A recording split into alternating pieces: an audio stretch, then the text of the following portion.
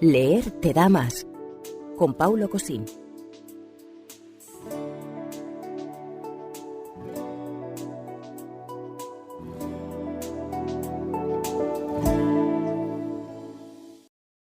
Nuestro deber es limpiar la escoria que encontramos a nuestro paso.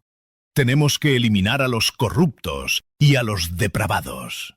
Ese es nuestro deber para con los muertos y para con los vivos. Los caminos del Señor son inescrutables. Este es el motivo por el que mataba el brutal asesino, conocido popularmente como Jack the Ripper, Jack el Destripador, que retaba a la policía y a la prensa a que adivinasen su identidad. Una identidad sobre la que aún se sigue especulando. Fue el autor en 1888 de los asesinatos salvajes de 5 prostitutas que fueron también mutiladas en Whitechapel, Londres. La novela que se inspira en estos hechos es Los crímenes de Carter Street, de 1979, que fue la primera obra en la que la escritora inglesa Anne Perry, seudónimo de Juliet Halme, su nombre real, inicia la serie del inspector Pitt.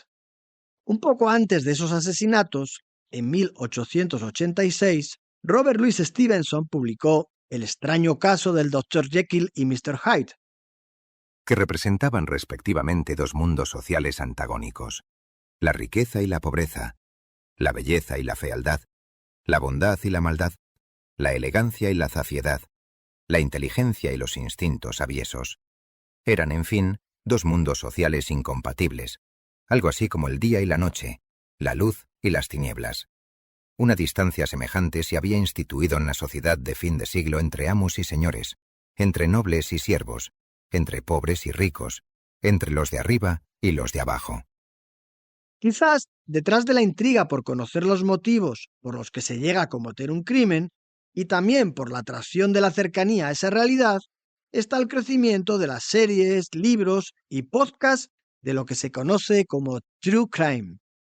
Este género fue lo que consagró a Truman Capote, que siguió el asesinato en 1959 del granjero de Kansas, Herbert Clutter, de su mujer y 2 de sus hijos por parte de 2 exconvictos en libertad condicional. Esto daría lugar a su libro A Sangre Fría, que publicó en 1966 y que fue un éxito en ventas.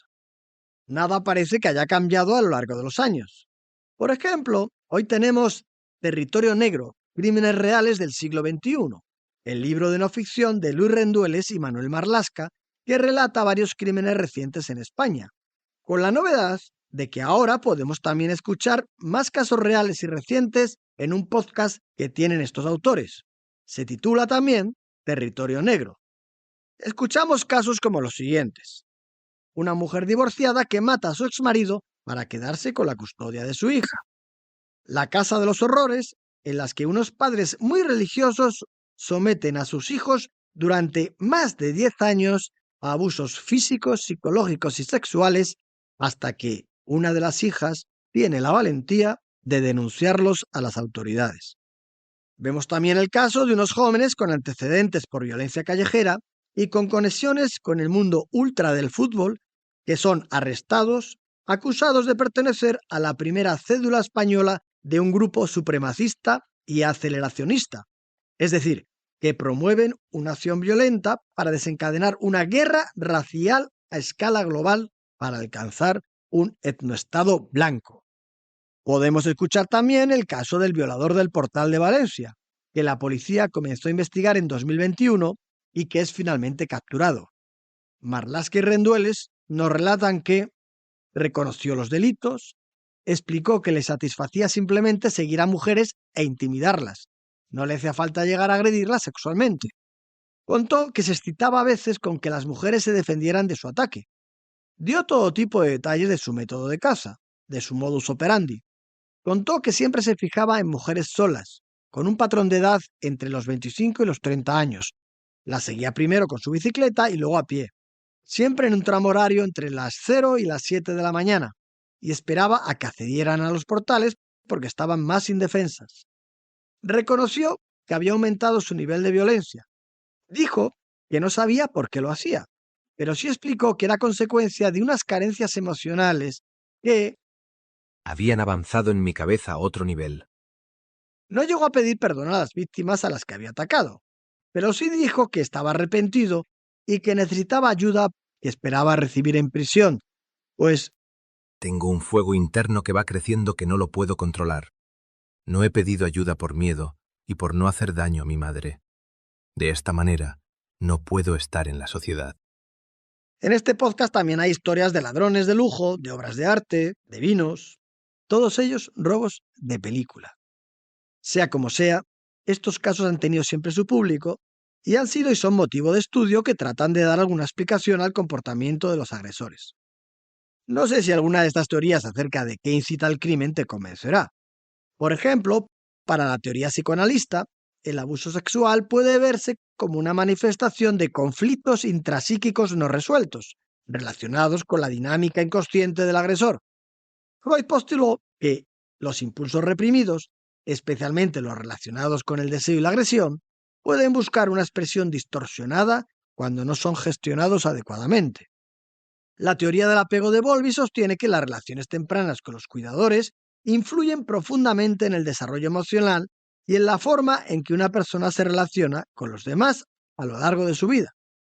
La teoría del aprendizaje social, propuesta por Albert Bandura, sugiere que las conductas se aprenden a través de la observación y la imitación de modelos, especialmente dentro de las familias. Si un niño observa conductas violentas o abusivas en su hogar, puede aprender a replicarlas en sus relaciones futuras. Desde una perspectiva biológica, algunos estudios sugieren que ciertas alteraciones en el cerebro, el equilibrio hormonal o la genética pueden predisponer a algunos individuos a la agresión. En fin, yo te recuerdo también lo que vimos en el episodio 5, la lectura condiciona nuestros actos, en donde el sociólogo Erving Goffman nos describía la carrera moral del asesino. Tomemos a un hombre muy ordinario, a un hombre que no abriga en su corazón ningún pensamiento de crimen. Hay debilidad en ese hombre, una debilidad bien escondida, que nada la ha traído a la superficie hasta entonces. Pero supongamos que algo ocurre, que se encuentra presa de dificultades o sencillamente que descubre por casualidad un secreto de vida o muerte para otra persona. Su primer impulso es hablar, cumplir con su deber de ciudadano honrado. Entonces es cuando la debilidad de su temperamento surge, pues resulta que la ocasión le ofrece la posibilidad de hacerse con dinero, con mucho dinero. Lo desea, y es tan fácil. No tiene que hacer nada, solo callar. Así empieza. El deseo de tener dinero crece. Quiere más, siempre más. Está embriagado por la mina de oro que se abre a sus pies. Se vuelve codicioso, y en su codicia se excede. Pero esto no es todo.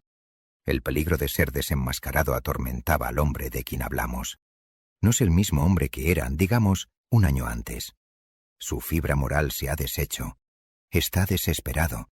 Lucha denodadamente y está dispuesto a valerse de todos los medios a su alcance, pues la denuncia significa la ruina. Y de este modo, la daga hiere. Sea como sea, lo que atrae de estas historias es saber que son reales y el drama que contienen, es conocer las causas. ¿Podría ser el proceso deductivo del investigador? ¿A ti qué te parece? Germán Areta, el detective privado de José Luis García, en El Crack Cero, nos dice: Solo se mata por dos motivos, por amor o por dinero, o por ambos, aunque también hay quien lo hace por mero placer.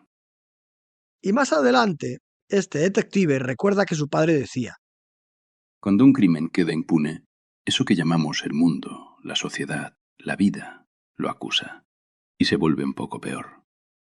podemos quedarnos en el hecho criminal violento sin más, o ver ese crimen como una lupa para examinar la sociedad. ¿Recuerdas el episodio 18 en el que hablábamos de Seven?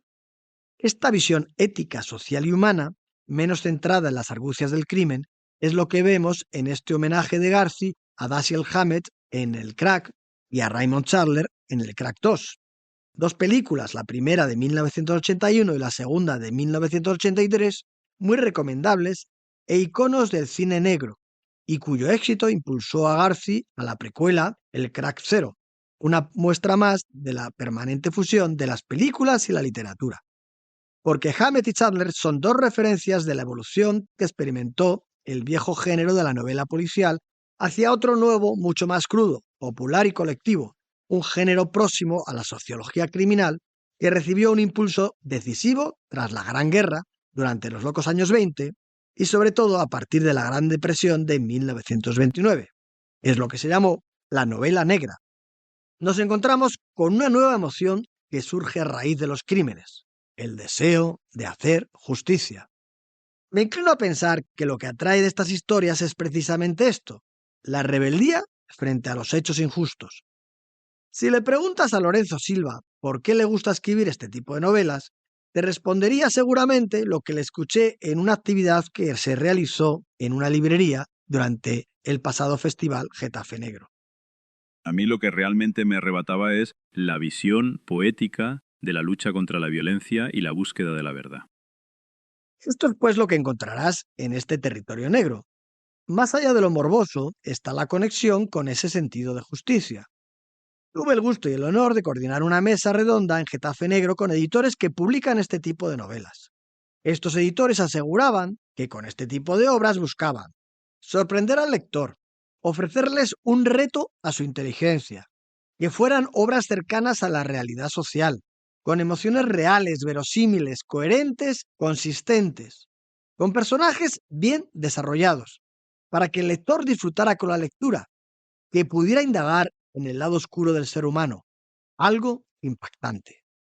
Es un género que se abre a otras muchas posibilidades, como la ficción o el thriller tecnológico, entre otras. Numerosas obras y autores que nos ofrecen todo un mundo literario en el que la calidad, la variedad y mucha emoción son las garantías de que leer te da más.